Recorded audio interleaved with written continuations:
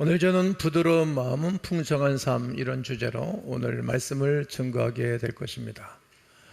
사람이 생긴 것이 다 다릅니다.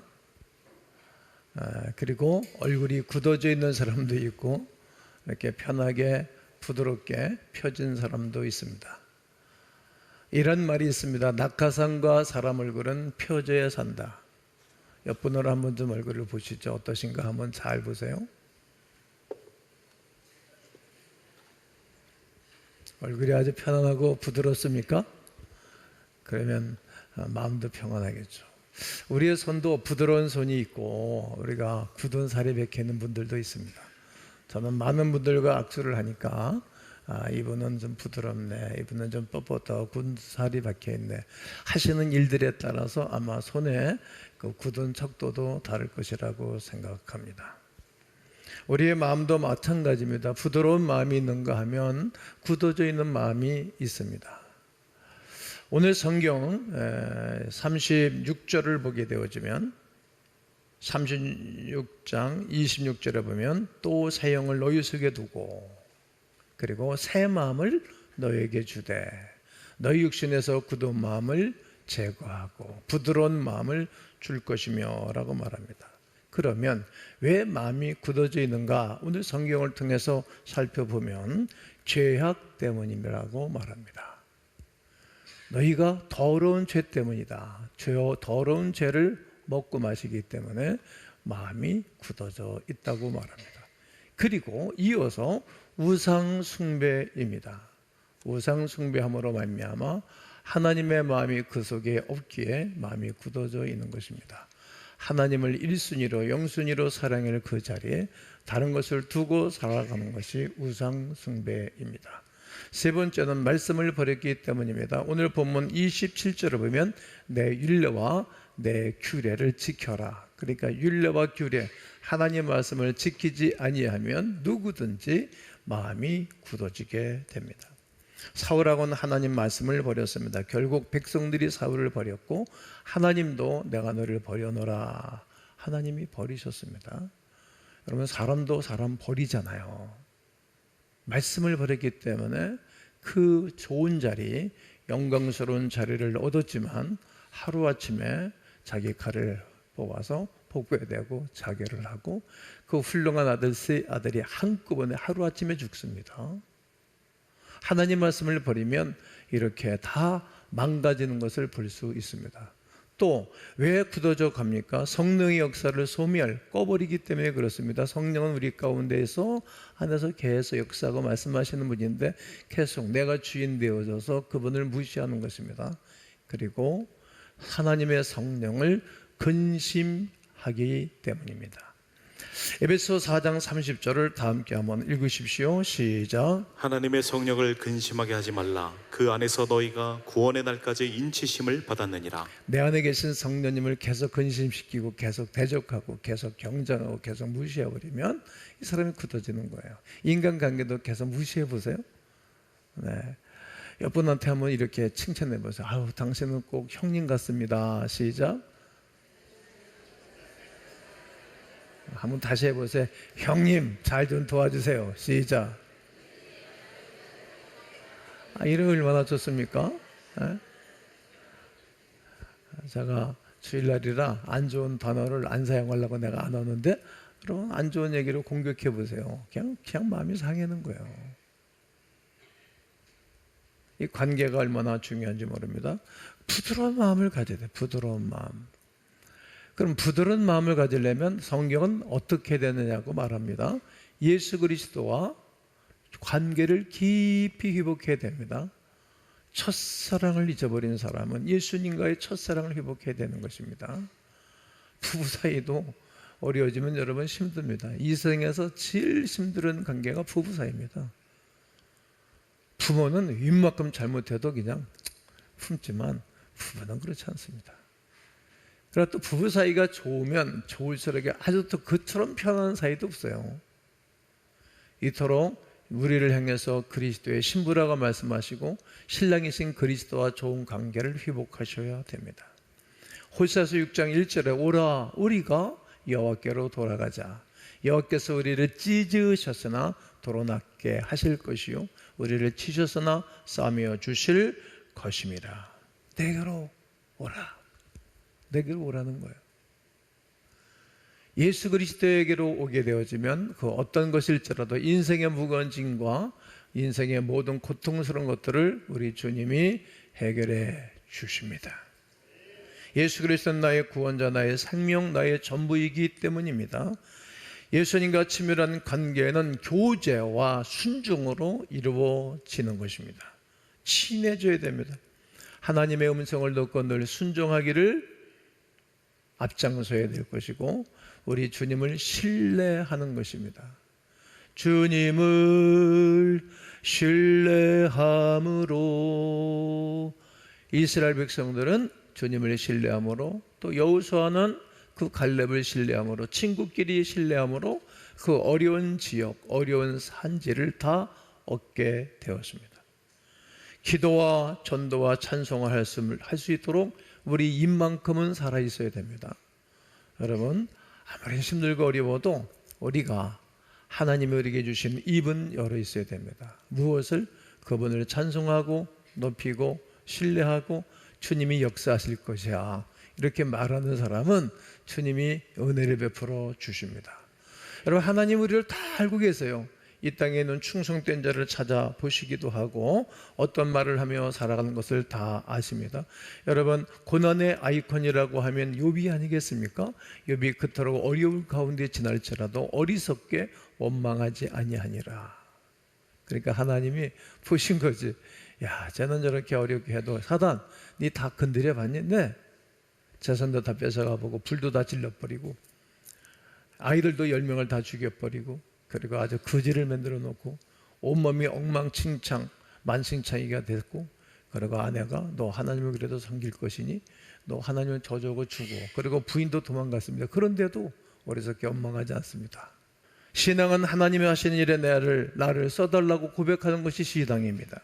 그러므로 신념의 사람은 실패하나 신앙의 사람은 실패하는 법이 없습니다. 그러므로 믿음으로 나아가야 됩니다. 히브리서 11장 30절과 31절을 다 함께 읽습니다. 믿음으로 7일 동안 여리고를 도니 성이 무너졌으며 믿음으로 기생라합은 정탐꾼을 평안히 영접하였으므로 순종하지 아니한 저와 함께 멸망하지 아니하였도다. 성 안에 있는 사람들은 무서웠겠죠. 그러나 성 밖에 있는 이스라엘 백성들 하루에 한 바퀴씩 돌면서 결정력이 생긴 거예요. 결속력이 생긴 거예요. 영적 벨트가 묶여진 것입니다. 어린아이로부터 노권세기 이르기까지 하루에 한 바퀴씩 새벽에 도는 거예요. 7바퀴를 7일째 도는 날에는 7바퀴를 돌고 여호와를 위하라, 여호수아를 위하라 함성을 질렀더니 성이 안으로 와장창 무너져서 그 전투에서 힘들이지 않고 전쟁에서 이겼던 것입니다. 그러므로 부드러운 마음을 가진 사람은 어떤 사람인 것인가 하면 일이 안 될 것 힘들 때 내 안에서 찾습니다. 너에게서 찾지 않습니다. 당신에게서 찾지 않습니다. 여러분, 상대를 공격하고 상대를 계속 무시해 보십시오. 그 사람한테 공격을 받습니다. 심는 대로 거두는 것입니다. 인생은 부메랑으로 되어 돌아오는 것입니다. 배우자에게도 항상 지적해 보십시오. 절로 유익하지 않습니다. 제가 교인들을 이렇게 지적합니까? 안 합니다. 제가 영적인 세계를 저는 압니다. 그냥 교인들 그냥 내버려 두고 말하지 않습니다. 기도하고 맡겨놓습니다. 그러면 본인들이 깨닫고 돌아서서 와서 잘못을 하고, 큰 잘못을 한 사람들은 반드시 선물을 가지고 옵니다. 봉투를 가지고 오기도 하고. 왜 그런지 아십니까? 본인을 기다려주고 기도했던 것을 알기 때문에 그러합니다. 왜 내가 마음이 굳어져 있는가? 말씀에 불순종하면 마음이 굳어져 있는 것입니다. 성경은 성경대로, 나는 나대로 살게 되어지면 그 사람 마음이 반드시 굳어져 있어서 힘들고 어려운 일이 생깁니다. 여호수아에게 하나님이 말씀하셨습니다. 야, 물에 들어가라고 말씀하시기 때문에 물에 들어가서 물이 갈라졌습니다. 마치 그들이 200만 명에 되는 수없는 이스라엘 백성들이 도강을 했던 것입니다. 이성적인 사람은 물에 빠져 죽는다라고 안 가는 것입니다. 이성적인 사람은 주일날을 왜 지킵니까? 일을 해야지. 그러니까 일하고 가는 거예요. 이성적인 사람은 왜 돈을 내라 그래? 교회가 11조를 왜 내? 11조를 하면 내가 공간이 비는데 안 하는 겁니다. 그런 사람은 축복이 없는 것입니다. 그러나 믿음의 사람은 하나님 말씀하셨으니까 변함없이 하는 것입니다. 저는 22살부터 오늘까지 11조 헌금만 생각하면 엄청납니다. 땅을 팔아서 헌금한 것까지 생각하게 되지만 봉지를 계산하면 엄청난 돈을 하나님께 드렸습니다. 망했습니까? 망하지 않았습니다. 더 잘 됐습니다. 이성적인 사람과 믿음의 사람은 다른 것입니다. 신념은 무턱대고 물에 들어갈 테니 물이 갈라질 것이라고 말합니다. 신앙의 사람은 하나님이 물에 들어가라고 말씀하셨기 때문에 물에 들어갔더니 하나님이 갈라주시는 것입니다. 하나님의 말씀하신 것을 내가 늘 순종하는 것입니다. 하나님 말씀하신 것을 내가 믿고 의지하고 하루하루 살아가는 것입니다. 하나님께서 나를 통해 일하시게 해드리는 것입니다. 이것이 믿음입니다. 하나님이 하신 말씀을 내가 순종하고 결정하여 달려가는 것입니다. 불순종의 사람, 이성적인 사람, 신념의 사람은 자기 안에 있는 사람입니다. 흥하는 사람과 망하는 사람의 차이가 뭔지 아십니까? 흥하는 사람은 예, 흥하는 사람은 아멘, 망하는 사람은 왜 싫어요, 못해요, 왜 해야 되는 것입니까? 이렇게 반문을 하고 불순종의 생각과 마음을 아래오게 되는 것입니다. 고린도후서 1장 19절과 20절을 다 함께 읽겠습니다. 시작. 우리 곧 나와 실루아노와 디모데로 말미암아 너희 가운데 전파된 하나님의 아들 예수 그리스도는 예하고 아니라 함이 되지 아니하셨으니 그에게는 예만 되었느니라. 하나님의 약속은 얼마든지 그리스도 안에서 예가 되니 그런즉 그로 말미암아 우리가 아멘하여 하나님께 영광을 돌리게 되느니라. 아멘. 이 망하는 사람은 말이죠, 아예 망할 생각부터 하고 시작하는 거예요.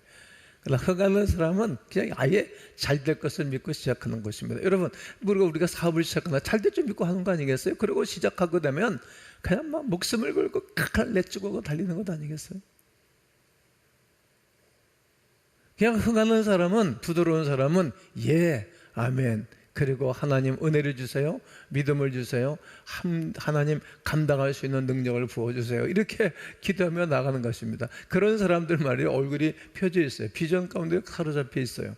그냥 뒤로 물러가 침례 빠질처럼 살지 아니하고 앞으로 나아가 영혼을 구원하는 믿음을 가진 사람처럼 이 땅을 살아가는 것입니다. 그러므로 여러분, 무릎을 꿇고 하나님, 내 죄가 큽니다, 하나님 내 마음을 바꿔주세요, 내 마음을 부드러운 마음으로 바꿔달라고 간구하는 여러분, 이 길을 주의 이름으로 축원합니다. 이렇게 기도해 보셔요. 주여, 영적인 생각을 주시옵소서. 생각과 마음과 입술의 고치를 꼭 지키셔야 됩니다. 생각이 얼마나 중요한지 모르고 마음이 얼마나 중요한지 모릅니다. 무릇 지킬 만한 것보다 네 마음을 지켜라, 생명의 근원이 있어야 남이라고 말씀하셨고요, 말한 대로 될 것이라. 민수기 14장 28절에 너희 말이 내 귀에 들린 대로 내가 행할 것이라고 말씀하셨습니다. 말한 대로 되는 것입니다. 그러므로 한번 따라해 보세요. 잘 됩니다. 계속 잘 됩니다. 끝까지 잘 됩니다. 영원토록 잘 됩니다. 이사야서 55장 8절에 이는 내 생각이 너희 생각과 다르고 내 길이 너희 길과 다름이니라, 여호와의 말씀이니라. 여러분, 우리의 생각과 하나님의 생각이 다르고 우리의 길과 하나님의 길이 다르면 그때부터 마음이 굳는 거예요. 그래서 우리는 늘 하나님의 뜻을 찾는 거예요. 하나님의 뜻대로 살라고 애를 쓰는 거예요. 그래서 새벽을 깨고 기도하죠. 그래서 늘 성경을 보는 거죠. 우리가 1월 1일서부터 성경을 시작해가지고 오늘까지 8월 말까지 다 읽고 9월 초가 되지 않았습니까? 전 성도가 몇백 명이 이 성경을 다 읽는 거예요. 그러면 여러분이 아멘 해보세요. 하나님의 성령을 부어주세요. 하나님의 영광의 길을 걷게 해주세요. 하나님의 생각을 주세요. 하나님을 늘 인정합니다. 이렇게 고백하면 우리 마음이 부드러워져서 풍성한 열매가 맺혀지게 될 것입니다. 잠언 3장 6절에 너는 범사에 그를 인정하라, 그러면 네 길을 지도하실 것이라고 말합니다. 하나님의 계획과 생각과 나의 생각과 계획이 일치하면 하나님이 역사하십니다. 우리 하나님이 축복해 주시는 것입니다. 늘 하나님은 그렇게 역사해 오셨습니다. 인생에 실패하는 이유가 있습니다. 아담, 불순종한 것 때문에 실패한 것입니다. 선악과를 따먹지 말라고 했는데 선악과를 따먹은 거예요. 생명과일을 따먹으려는데 왜 반대로 가는지 모르겠어요. 그 참 이상하잖아요. 야, 하나님이 야, 너 생명과일을 따먹어. 그럼 그거 따먹었으면 영원히 사는데 왜 그거 따먹으면 죽는다는 걸 먹는지 모르겠어요. 여러분, 먹으라는 것을 먹고 먹지 말라는 것을 안 먹어야 성공하고 건강한 삶을 사는 거 아니겠습니까? 아담이 실패한 이유, 불순종한 죄 때문이었으면, 노아 시대에 불순종함으로 수많은 사람들이 홍수로 죽어갔다는 거예요. 여호와께로 돌아와라. 하나님께로 돌아오는 사람이 사는데 안 돌아온 거예요. 방주 안에 있는 사람과 방주 밖에 있는 사람의 차이, 방주 안에 있었던 정결한 짐승 7쌍, 부정한 짐승 2쌍, 그들과의 차이, 밖에 있었던 차이, 완전히 죽음과 생명 두 갈림길에 있었습니다. 순종한 사람들은 방주 안에서 살고, 불순종한 가운데 살았던 밖에 사람들은 코로 호흡하던 모든 생명체는 죽은 것입니다. 아브라함은 그의 여종 하갈을 맞이해서 그 이스마엘을 낳고 난 다음에 얼마나 고통스러운 일을 겪었는지 몰라요. 이게 순식간의 잘못이 일평생토록, 순식간의 잘못이 크게 얼마나 가시였지 않겠어요? 사람이 한 번 실수는 병가상사라고 하지만 한 번 실수를 안 해야 되는 거예요. 딱 물리쳐야 되는 거예요. 사단아 떠나가라. 그래야 내 인생이 행복한 거예요.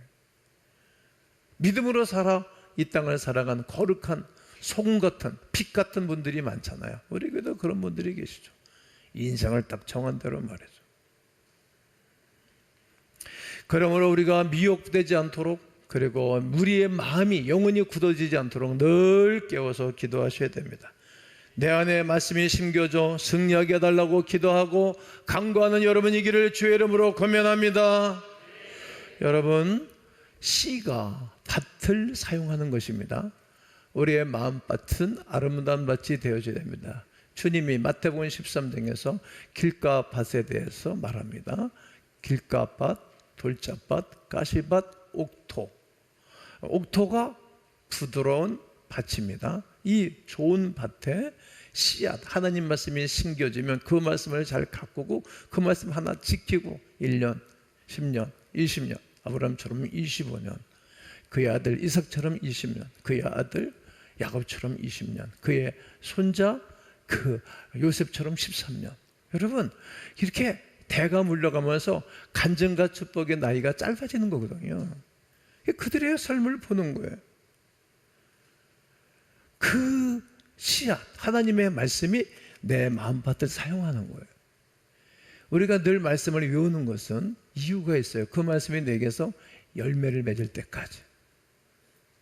하나님이 반드시 살아계셔서 당신의 백성들을 축복하던 은혜가 우리 가운데 있게 될 줄로 확신합니다. 인생의 모든 사이클을 어디에?